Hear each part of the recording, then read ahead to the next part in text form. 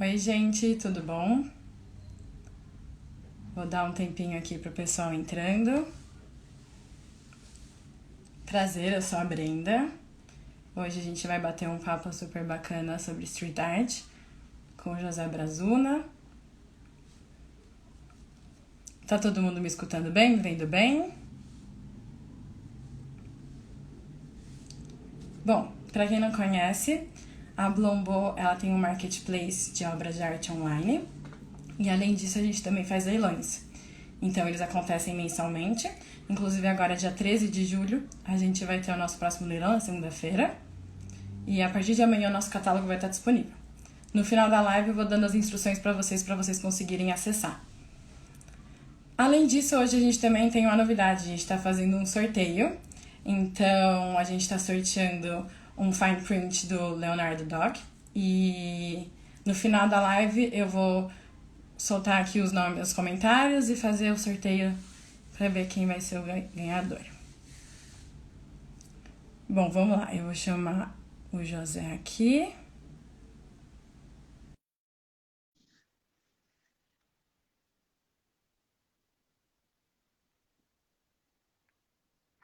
Vamos ver se entra. Entramos. Oi, José. Então, Tudo deixa eu bom? alinhar que eu tô sem cabeça. Tudo bem, você está me Como ouvindo vai? bem? Tô te ouvindo bem, você tá me ouvindo bem? Tudo bem, estou ouvindo sim. Ó, eu vou desativar os comentários aqui para não ficar no seu rosto. E Ah, aí, quem por mim quiser, pode fique à deixar vontade. ali, a gente fica frenético olhando ali, não tem problema. Aí, quem quiser, fiquem à vontade para fazer perguntas. No final, a gente abre para o pessoal responder eles. Tá. Mas se quiser deixar os comentários abertos, pode deixar, não me preocupo não. É bom para sentir o termômetro. Tá bom. Bom, José, vamos lá. Eu já comentei sobre o sorteio, a gente vai fazer o sorteio no final. E antes a gente Legal. vai bater o nosso papo. Bom, vamos começar então. Conta um pouco pra gente da sua trajetória. Como que foi para você conseguir concretizar a Casa Jacarepaguá? Então, minha trajetória acho que é um pouco exótica nesse mercado aí. Carapaguá vai fazer acho que 5 anos, mais ou menos, não sei a data exata, mas a minha história não tem nada a ver com o mercado de arte. Eu sempre comecei minha carreira no mercado financeiro, sou formado em administração de empresa, nunca fui desse mundo, né? E aí eu comecei nisso um pouco por acaso, assim, através de sites de leilão, inclusive. Só que eu nunca via assim, o mercado de arte como um mercado que eu entendesse os papéis de cada um, o que cada um faz, etc. Então eu era um mero comprador por questões de decoração, de coleção, e eu sempre gostei muito do segmento de street art. E aí a coisa começou, a minha conexão começou a ficar maior com esse mercado. Um belo dia que a minha atual esposa, que era minha namorada, na época ela me deu uma obra customizada, feita por um artista de street art. E aí naquela época o Instagram não era tão popular, né? O Facebook acho que era uma rede social mais popular na época. E a primeira pergunta era assim, pô, como assim você tem uma obra de arte que foi feita sob encomenda, customizada por um artista para mim? Porque eu nunca imaginei de que por trás do quadro tem um artista, né, na verdade, no meu dia a Sim, dia e tal. E aí eu vi que aquela coisa, ela falou, eu entrei em contato com ele, fui no ateliê dele, contei a história do que eu queria, etc. E ele fez uma obra sob encomenda.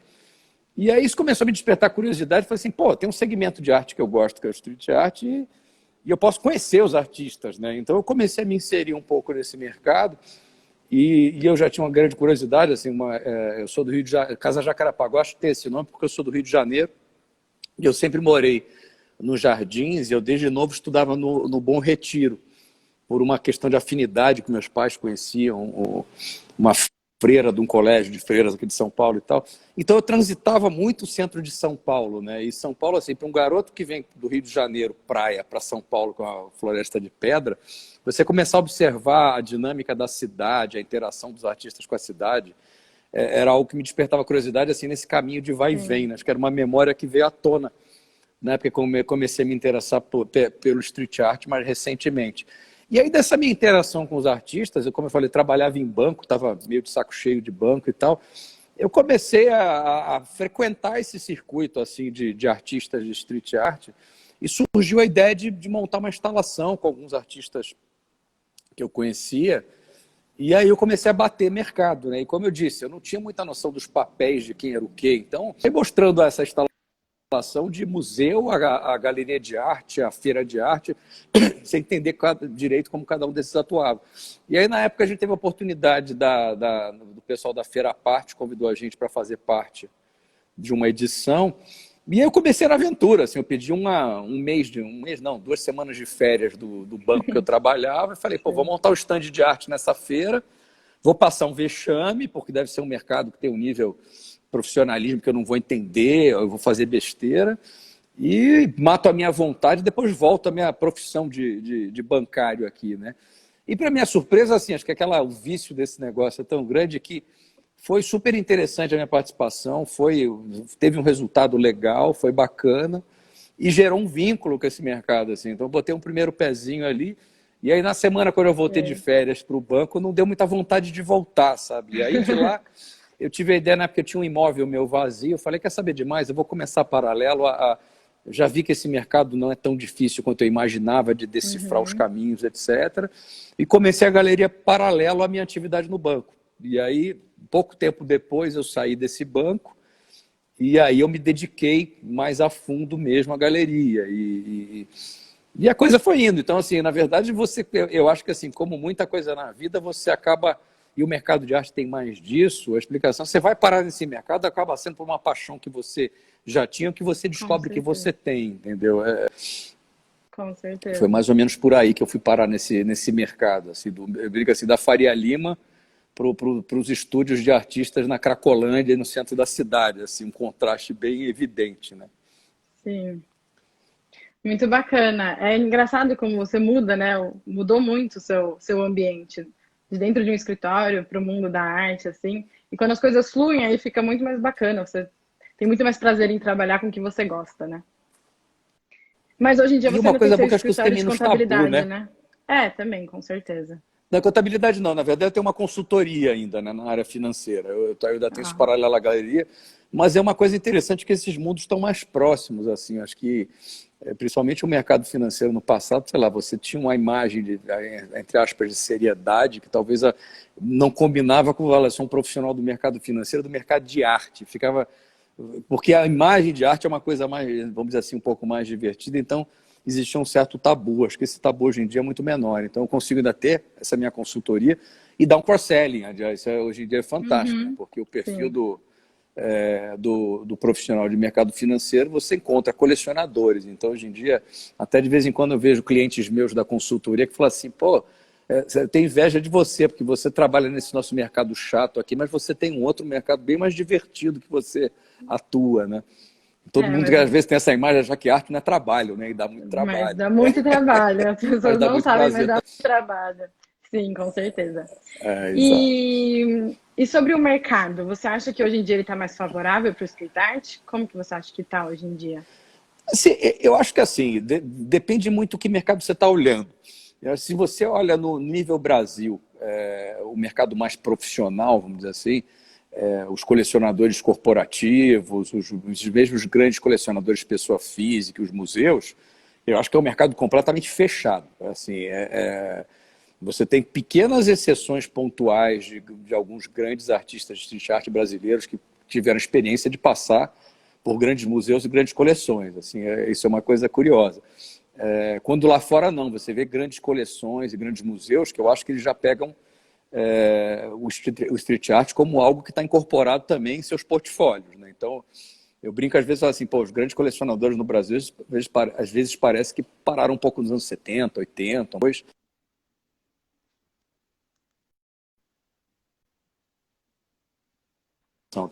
ainda é algo que tem um certo tabu. Agora, eu acho também que, do outro lado, a gente tem visto muito, e tem sido um mercado bastante explorado, que tem tido acho que tem tido um nascimento de colecionadores. Assim, acho que de uns anos para cá, as pessoas, vamos dizer assim, mais normais, a classe média em si, tem despertado para o mercado de arte e tem uma certa curiosidade pelo street art, por ser uma arte muito presente no dia a dia. E aí você começa um pouco a segmentar, assim, que acho que tem um lado também não tão positivo, que eu sempre coloco para os artistas que a gente tem que tomar cuidado, é que as pessoas têm uma visão muito superficial do que é street art, né? Porque todo mundo acha que o street art é o grafiteiro que faz um painel colorido no Beco do Batman, entendeu? Isso, às Sim, vezes, é sim. só a ponta de um iceberg. Óbvio que muito do assim, o DNA que eu carrego até na galeria em geral, de um artista que começou a vida assim. A história do artista de street art ainda é muito a história do garoto de periferia, que às vezes por falta de alternativa ou por vontade de inspiração, que começou a improvisar com os materiais que ele tinha à mão e o suporte mais próximo dele acaba sendo a parede mesmo. Mas o que eu insisto bastante, que eu acho que é o futuro desse mercado, é que o artista de street art ele tem que se engajar e encarar o mercado de arte de maneira profissional, como qualquer outro segmento de arte. Sim, como Então, qualquer eu outro brinco assim, artista. entre aspas, um artista de street art que só faz parede na rua coloridinha, vai ser um cara que vai fazer sua parede na rua coloridinha, eu acho. Ele tem que Uhum. encarar o estudo, a profissionalização desse negócio, a entender o que acontece com o mercado, entender o que está acontecendo. E eu não vejo muito essas divisões, esses tabus muito grandes. Assim, como eu falei, acho que lá fora você vê com mais frequência artistas do chamado street art frequentando grandes coleções e galerias e museus do que no Brasil. Talvez porque o nosso mercado é mais restrito. Sim, Mas com então, assim, certeza. esse carimbo, assim, tanto é que a expressão grafiteiro é uma expressão que eu não gosto muito, porque eu acho que ela é muito restrita, entendeu? Uhum. Eu prefiro mais arte urbana, o street art mesmo. E eu vejo assim, eu tenho visto que a classe média nova colecionadora gosta desse segmento como gosta de outras coisas. Então, tem gente que coleciona street art como coleciona fotografia, como coleciona artistas mais tradicionais. E casa bem com uma... Tem sido uma das apostas que a gente tem é se especializar nesse negócio e auxiliar da classe média até as grandes coleções. Então, Sim. não é fácil, mas é por aí. É tudo uma questão de conhecimento e curiosidade também, né? Não adianta colocar esse pré-conceito de grafitinho coloridinho e tem que estudar, tem que conhecer, realmente tem que é uma questão de gosto. E eu acho que hoje Exato. em dia as pessoas estão sempre buscando conhecimento e espero E que está um mais dia se... acessível, né? Hoje em dia acho que uma coisa Hoje muito em dia as favorável é a coisas são bem mais acessibilidade. acessíveis. Exatamente. Bom, e qual obstáculo você acha que ainda existe ou que é o mais difícil para os artistas superarem? E você acredita que eles têm mais dificuldade do que os artistas visuais em geral ou não? Eu acho que assim, de uma maneira geral, eu acho que assim, o sujeito ser artista é uma coragem muito grande, né? E eu acho que o desafio, às vezes, do típico artista de street art, às vezes é maior pela origem dele, né? Ou seja, na média, vamos dizer assim, os artistas de street art tende a vir de uma família mais humilde, né? Então, acho que assim, a busca pelo conhecimento, às vezes, ela é muito mais difícil do que um artista que veio do meio acadêmico.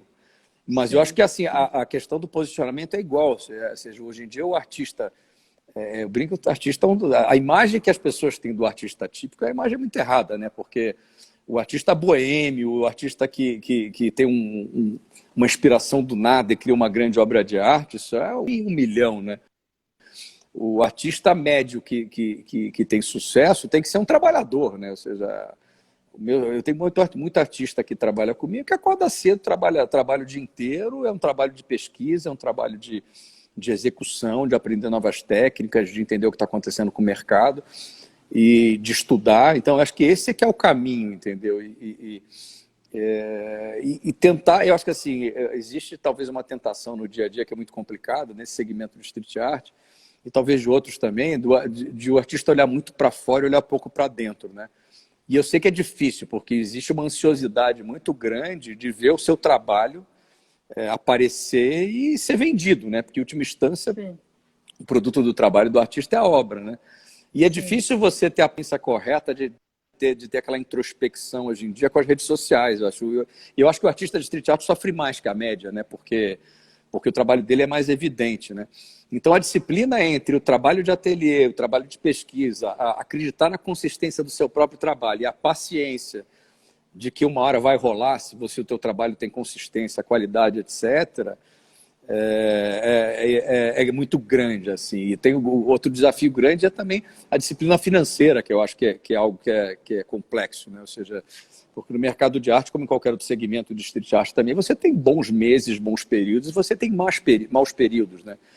E aí, Sim. de novo, você conciliar um garoto que veio de... E é muito comum no mercado de street art o comparativo com os amigos, né? Então, às vezes um garoto de periferia que o amigo é motoboy, ele de uma hora para outra pode começar a ganhar muito dinheiro e achar que aquilo vai ser para sempre, né? Que vai ser uma espiral ascendente enorme. Uhum, Então, com aí, às certeza. vezes é difícil para alguém vir de uma cultura, de uma classe mais humilde, de não se deslumbrar um pouco com isso. Isso pode Uhum. ser uma boa cilada, né? Porque você pode ter um bom semestre, depois você pode ter um péssimo semestre, né? Em termos Sim, isso financeiros. acontece em E, qualquer área, eu acredito. mas eu acho que assim, o artista de street art às vezes tem essa dificuldade a mais ainda, de às vezes não ter essa base de conhecimento, que às vezes um artista mais acadêmico, filho de um advogado, de uma médica, de uma classe média, Uhum. às Ele não vezes tem tem esse essa ensinamento dentro de visão. casa, dessa Aham. cultura que é uma cultura de assim, como profissionalmente eu me posicionar, entendeu? Isso é um desafio muito grande, eu acho, vamos dizer assim, para quando um artista vem de uma origem mais humilde, né? Que acaba sendo mais comum no street art. Sim, concordo. Eu acho que a busca do conhecimento é sempre muito importante. Eu acho que começa a partir daí. Uma vez você tendo Né? isso, você segue uma disciplina e as coisas funcionam. Ah, E ter e paciência, né? Porque você todo dia, assim, o mais talentoso dos artistas é todo dia testado pela sua insegurança. Isso é fato, assim. Você pode ter um trabalho excepcional, mas às vezes você tem um mercado restrito e você começa a achar que a culpa é do seu trabalho, não é do mercado. E é um trabalho realmente assim, um ano no mercado de arte não é absolutamente nada, né? Então sim, é um investimento na carreira que às vezes é muito grande e não necessariamente vai dar certo. Isso que ainda é muito complexo. Assim, a gente tem, eu acho que assim, São Paulo literalmente assim, é um curral muito rico, principalmente para o street art. Então, eu conseguiria trabalhar com muito mais artistas talentosos que eu vejo no mercado os que eu consigo ter. Mas por uma questão do equilíbrio financeiro, até, assim, eu brinco, eu não posso ter 30 artistas talentosos e vender uma obra de cada um, né? Então, buscar esse equilíbrio é uma coisa delicada de achar um ponto ótimo, assim, um portfólio que seja ótimo do ponto de vista de ter uma possibilidade de mostrar esses artistas de uma forma recorrente e ter um resultado em si, mas ao mesmo tempo você vê que você deixa muita gente de fora, né? Então, ou seja, quem está dentro já tem que dar, e quem está dentro tem muita dificuldade, quem está de fora pior ainda. Então, fica ainda é um mais desafio de ter, difícil. a gente tem uma abundância de artistas e a gente ainda tem um mercado de arte em desenvolvimento, né? Uhum, com certeza. E você acha que durante a pandemia, como que ficou a situação do mercado do street art? Você acha que os artistas estão se encontrando em que situação?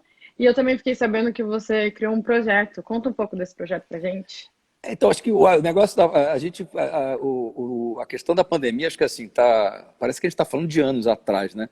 Mas É, eu pegar assim, o primeiro impacto, acho que assim, em março, abril, foi uma verdadeira hecatombe, né? Acho que assim, qualquer segmento que não fosse supermercado, farmácia e esses ultra essenciais, passaram por um momento de pausa enorme. Então, assim, o primeiro momento foi aquele momento do susto, do hecatombe, e óbvio, no mercado de arte, das vendas irem para níveis ridículos, entendeu?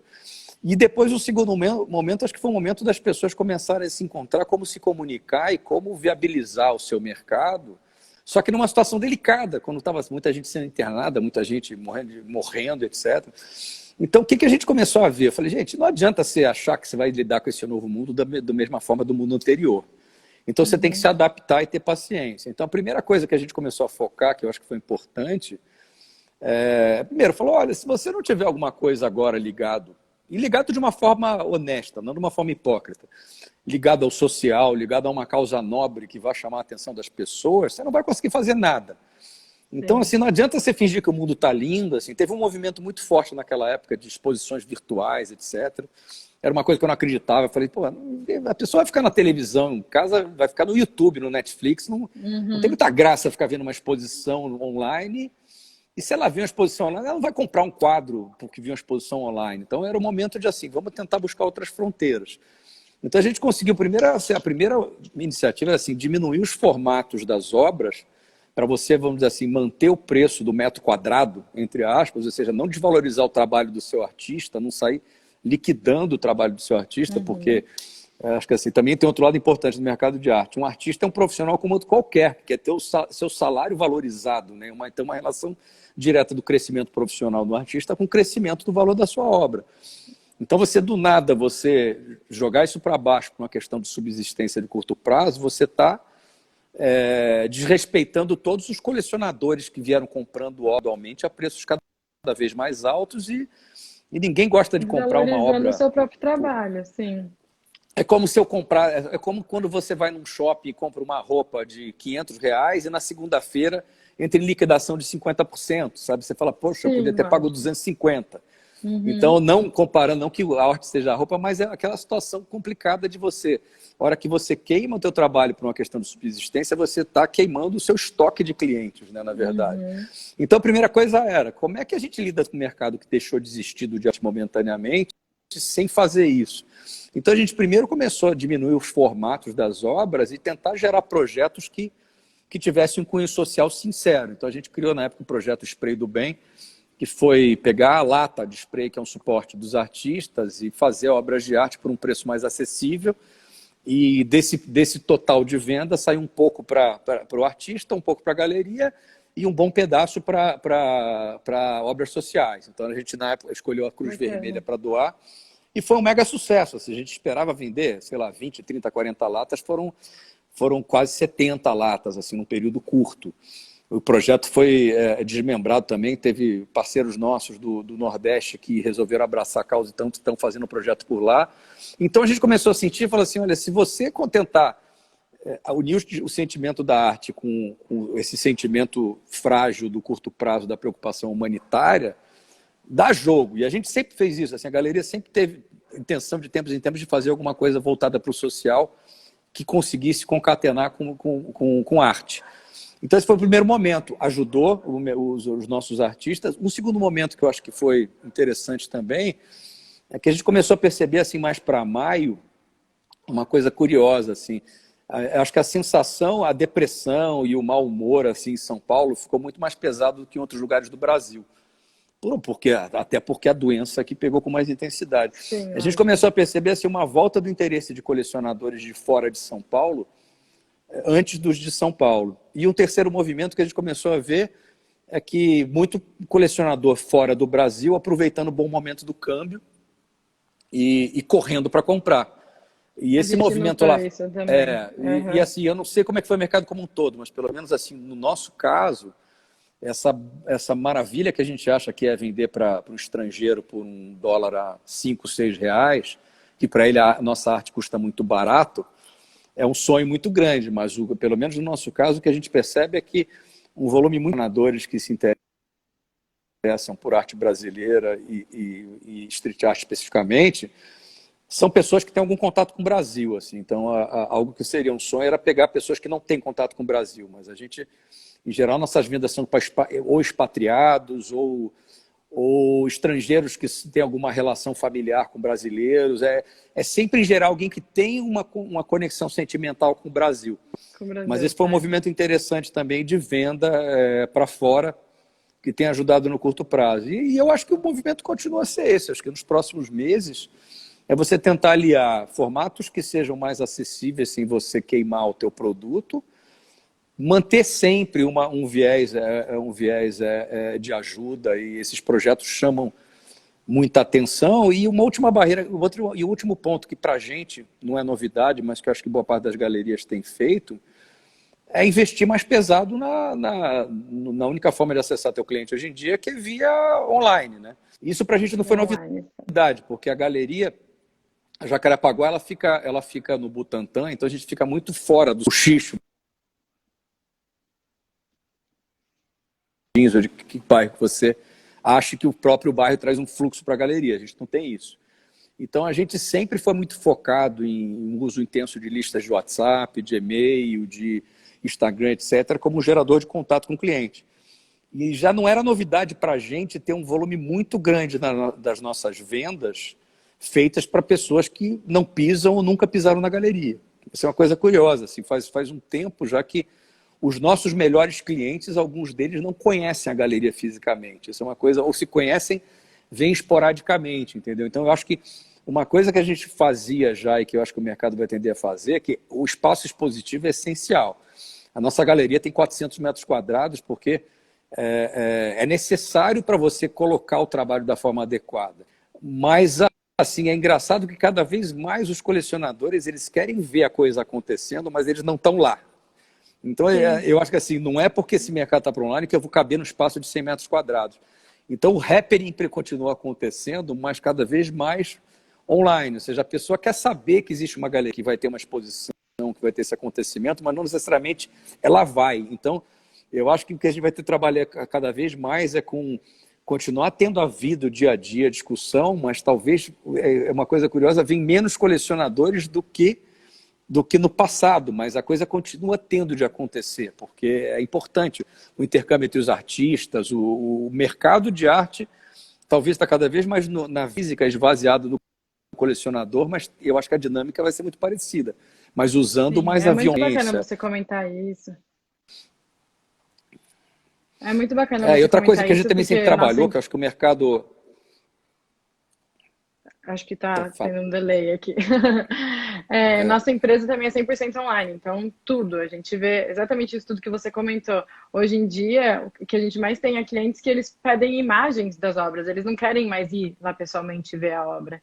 Então... É porque o cara que tem a percepção, ele consegue sacar se a obra é boa mesmo, essa é a verdade. Exatamente. O que dificulta muito são obras grandes. Assim, obras grandes, óbvio que às vezes o impacto é diferente. Ou, por exemplo, obras que têm muitos tons escuros e contraste, elas perdem muito em foto e imagem, sem dúvida. Então, mas na média, os bons trabalhos eles são muito perceptíveis.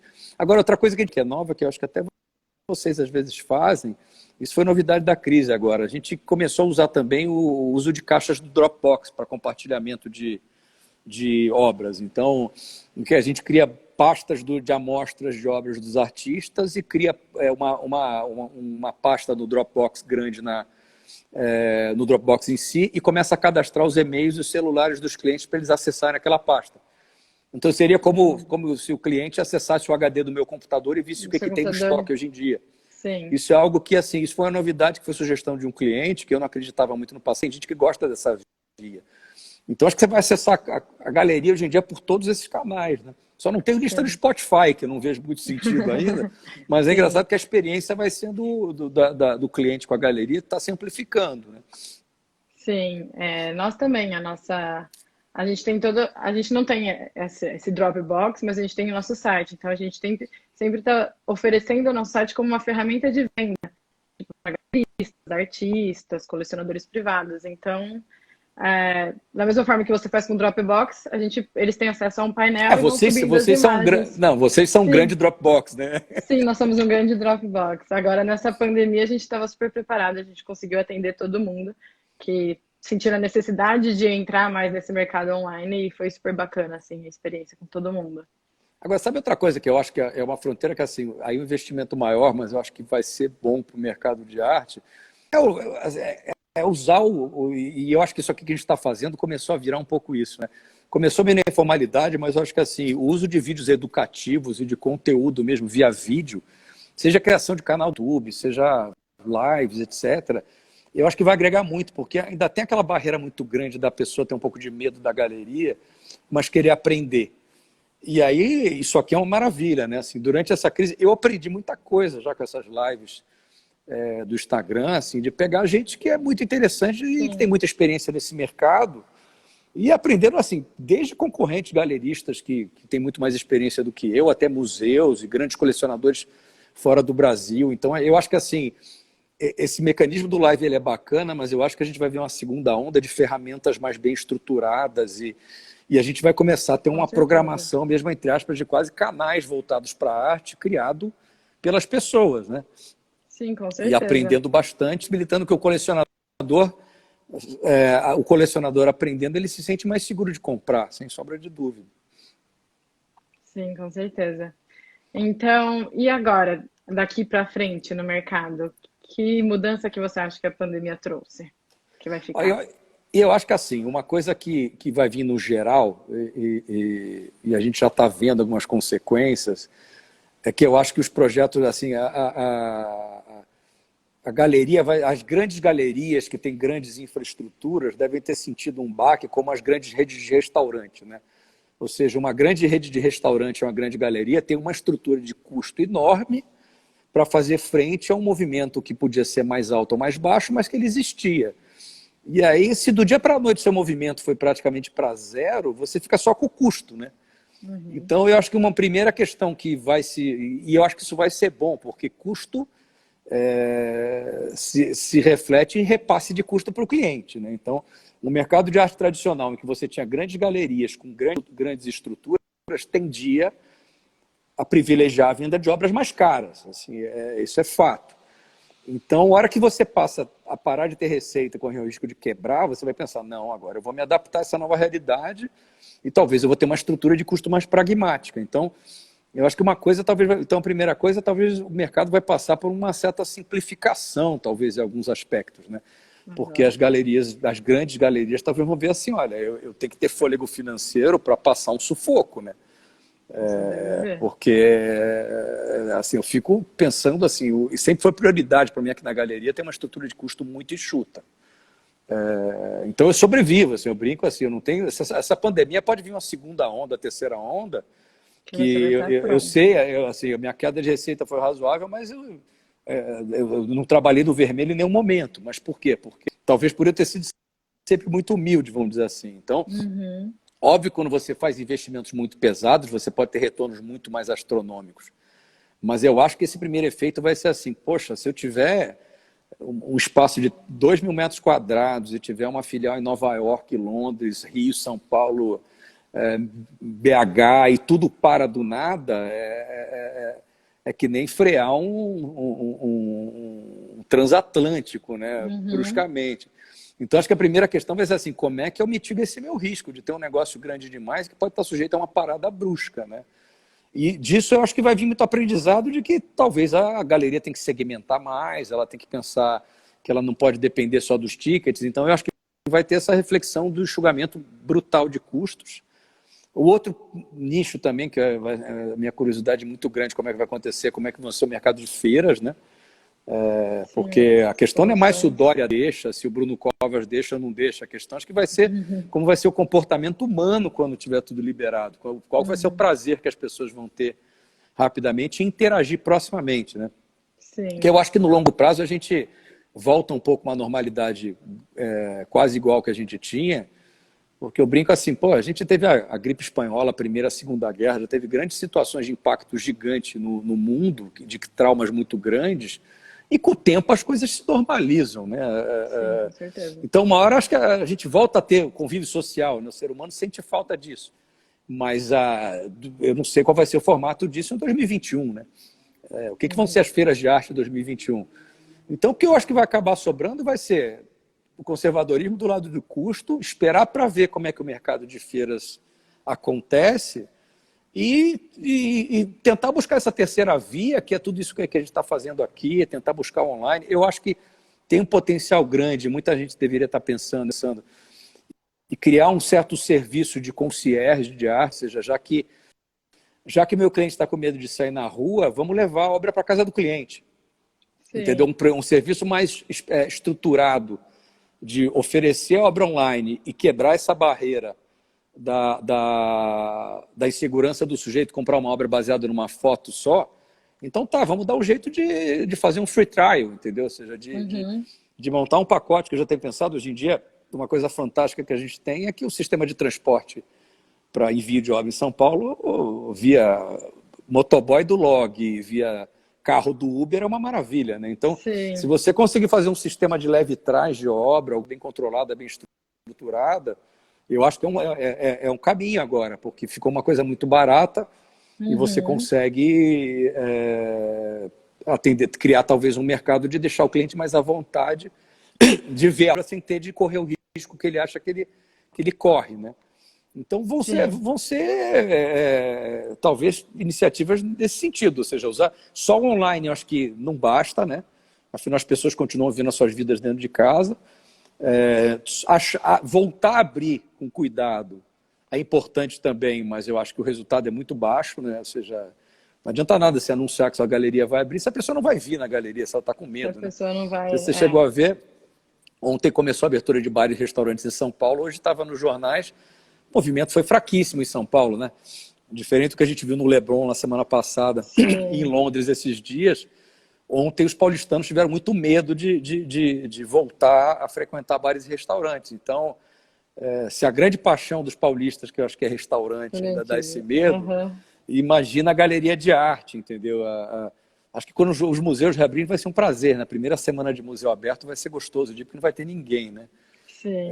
Mas assim, por exemplo, a exposição dos Gêmeos que foi adiada e que deve voltar assim que tiver condições, como é que vai ser, entendeu? Porque essa, sem dúvida, era para ser a grande exposição desse ano, né, em termos de gente. Sim, não tem a menor dúvida que recorde de público esse ano seria essa exposição dos Gêmeos, sem sombra de dúvida. E eu acho que talvez seria uma das exposições com o maior público da história dos museus de São Paulo, né? E agora, como é que fica, entendeu? Um negócio popular desse. Como é que vai ser aquelas exposições com fila na frente? Não perde sentido, né? Então, assim, os museus vão ter talvez de pensar e aí alguns acho que já estão fazendo um trabalho legal e tem que intensificar intensificar os programas de parceria. Assim, eu acho que eu sempre recomendo para meus clientes, ser sócio do MASP, ser sócio da Pinacoteca, são programas que são muito legais e com preços absolutamente baixos, né?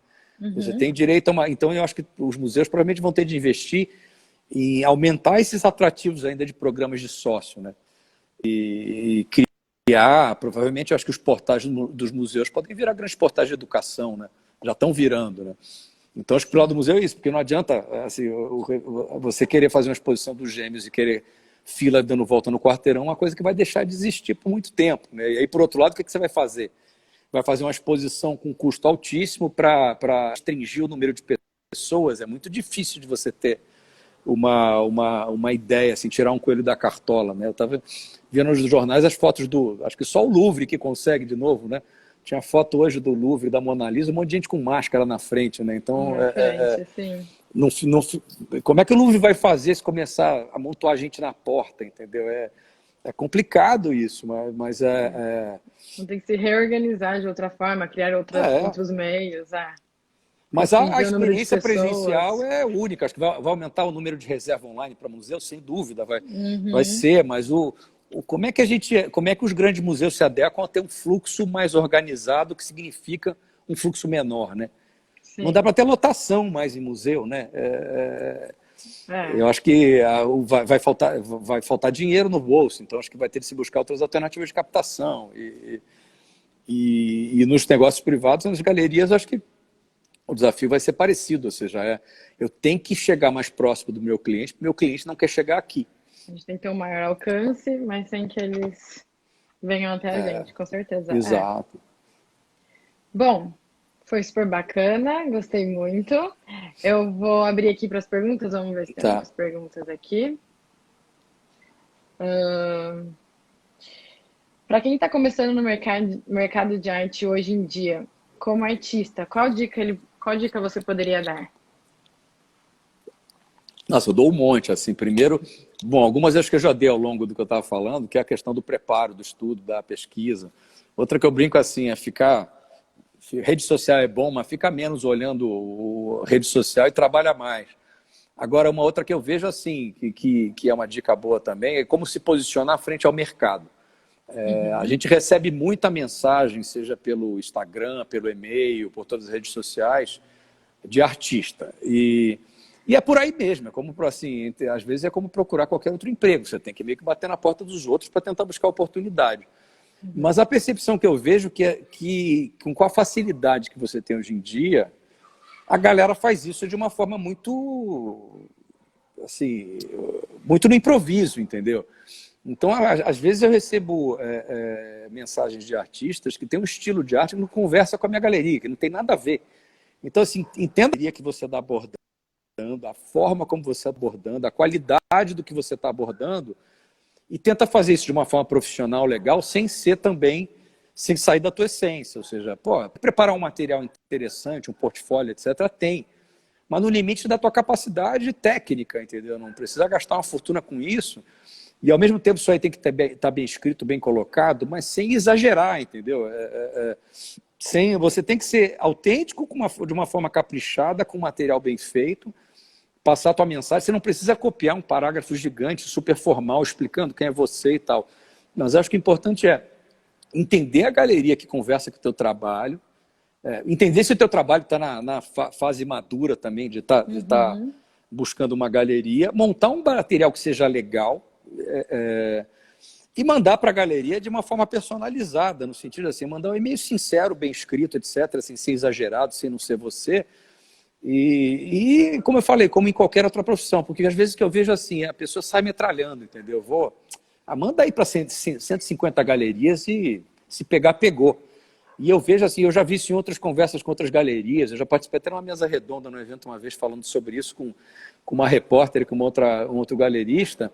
Cara, você pode não lembrar das 150 galerias que sempre material feito nas coxas, tá? Mas eu lembro, eu tenho uma pasta que eu guardo todos os materiais que eu recebo, entendeu?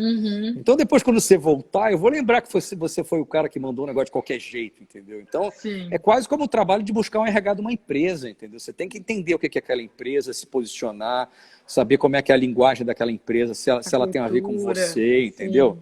Sabe, não adianta sabe, que nem você ser sei lá, um médico mandar o currículo para um banco, entendeu? Às vezes é quase isso, entendeu? Tem que ver se a empresa tem a ver com o que você faz, do jeito que você faz. Então, e no momento da tua carreira, porque às vezes tem gente também que está com um trabalho muito pouco maduro e acha que sei lá, deixa eu mandar, vai que eu viro um sucesso, entendeu? Buscar uma certa autocrítica, uma pesquisa e tudo mais. Então, é um pouco por aí, eu acho, a abordagem ao mercado de arte. Sim, com certeza. Deixa eu ver aqui. Assim, e eu acho que assim, tem passos, enquanto você vai vendo a tua pergunta, e aí acho que também tem passos importantes depois de como trabalhar com a galeria, né? Porque você tem que entender o que o trabalho com a galeria agrega, os sacrifícios que você vai fazer em nome de pagar o quanto essa galeria precisa receber de parte do seu trabalho, ter essa paciência, ter essa ética, essa parceria com a galeria, que às vezes é difícil de entender no longo prazo, ainda mais com a abertura que hoje em dia as redes sociais permitem, né? Mandaram uma pergunta aqui. A Casa Jacarepaguá aceita obras de artes de outras vertentes artísticas, fotografia, por exemplo? Então, fotografia foi bem no exemplo correto. Assim, quando eu comecei a galeria, assim, porque eu não gosto só de street art, eu gosto de muitas outras coisas, outras variantes dentro do meu estilo e fora. E no início, por exemplo, fotografia era uma coisa que eu sempre gostei. Só que eu sempre pensei, assim, uma vez quando eu estava começando a galeria, eu sentei para almoçar com um grande colecionador que faz parte do conselho de museu, etc., que eu conheço há muito tempo. E eu comecei a falar, pô, eu gosto disso, gosto daquilo, etc. E ele me deu um conselho que eu trago até hoje, que era, você tem que focar e ser muito bom em uma coisa só. Se você for abrir muito leque, o teu mercado, o teu colecionador não vai te entender, entendeu? Porque a gente tem que sempre lembrar que a gente é só parte da vida daquele colecionador, né?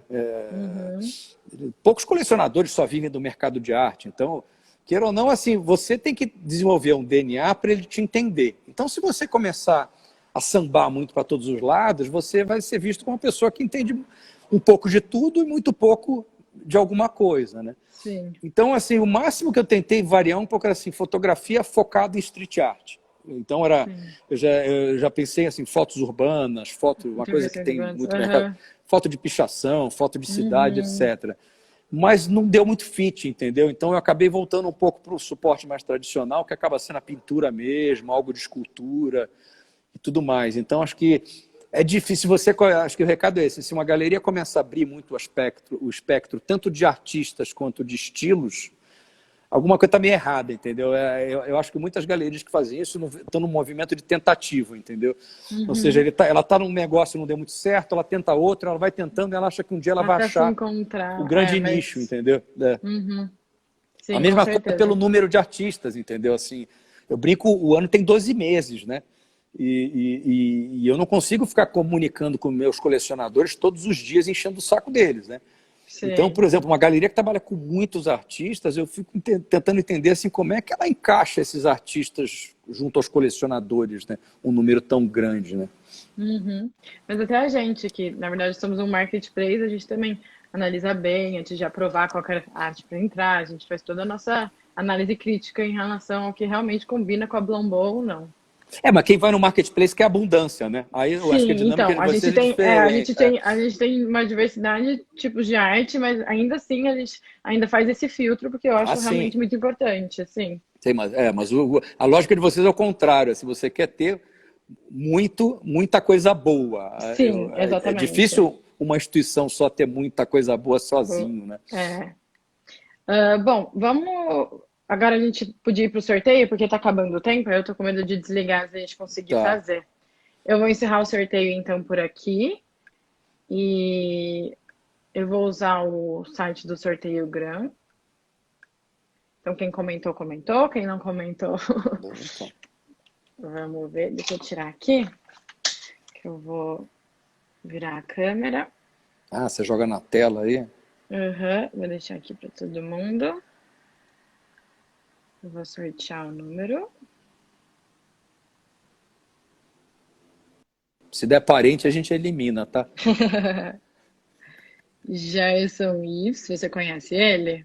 Não, Não. não conheço, não tem. Vamos ver se ele Até tá acho seguindo. que faltou a gente falar esse print fine Conta um art do pouco. Leonardo. Isso. Então, o que esse print é uma edição de 10. O Leonardo é um dos artistas daqui da galeria. E aí, o que a gente está fazendo? A pessoa que foi sorteada, depois manda, por favor, o endereço para a Blombo e eles passam para mim. Eu passo no meu Instagram direto que eu pego. E aí, a gente vai estar mandando num tubo mesmo enrolado. E fica mais fácil. Acho que seria um prazer receber a pessoa aqui na galeria, mas acho que essa confusão toda de coronavírus é mais fácil eu mandar para a pessoa pelo correio.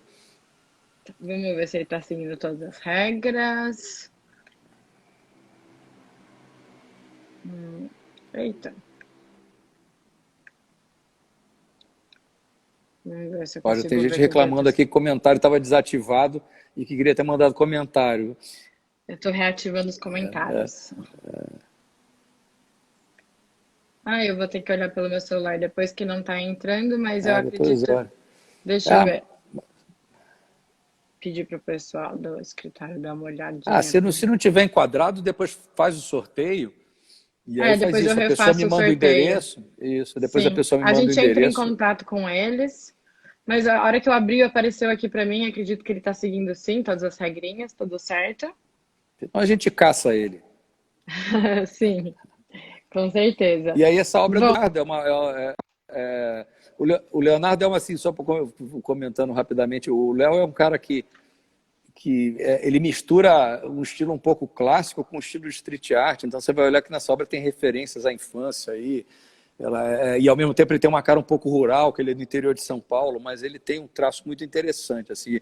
E aí esse print é feito com base de um original que a gente tem aqui na galeria, inclusive. Se alguém se interessar, uma obra de 60 por 60, é uma acrílica sob canvas, ela está à venda aqui na galeria. E tem mais print também, essa edição aí desse print, ainda tem uns 4 ou 5 aqui. Quem tiver interesse também é só mandar uma mensagem aqui que eles estão à venda. sim, semana que vem acredito que todas as coisas vão estar disponíveis na Blombo também, né, José? A gente vai atualizar lá a página de vou lá vocês. atualizar, né, que é um trabalho que eu tenho. A gente faz a atualização e aí vai estar tudo disponível na Blombo também. Então, acho que é isso, né? Mas essa dinâmica aqui acho que é por aí. Daqui a pouco cai, né? Então, no geral, acho que foi legal participar. E acho que é legal essa iniciativa de vocês, devia até intensificar mais aí. Eu vi que vocês já colocaram com muita gente interessante e acho que esse tipo de programação vai vir para ficar, né? Sim, com certeza. Tá vendo bastante coisa e espero que a gente continue, que todo mundo continue bem. A gente vai lembrar todo mundo que a gente vai ter, o Renan que trabalha com a gente no escritório acabou de falar, ganhador confirmado, ele verificou ali pra mim, tá tudo certo.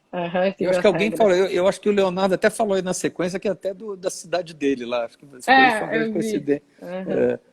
O Leonardo então não vou mandar, e aí pior é que tá comigo aqui, a cidade dele, eu vou mandar pelo correio daqui. E aí ele mesmo entrega. Bom, para quem tiver interesse, a gente vai ter o leilão agora dia 13 E a partir de amanhã o catálogo vai estar disponível, tanto no nosso site do Marketplace, quanto no site do leilão. No Instagram também vai ser tudo divulgado, nas nossas redes sociais. Então, fiquem acompanhando que vai estar tudo disponível por lá. Muito obrigada a todo mundo que participou. Eu adorei ter participado. Muito obrigada por ter aceitado, José. Adorei Obrigado a a vocês, conversa. hein? À disposição. Então tá. Até a próxima. E que Até logo, tudo... gente. Tchau, tchau, gente. Tchau, abraço.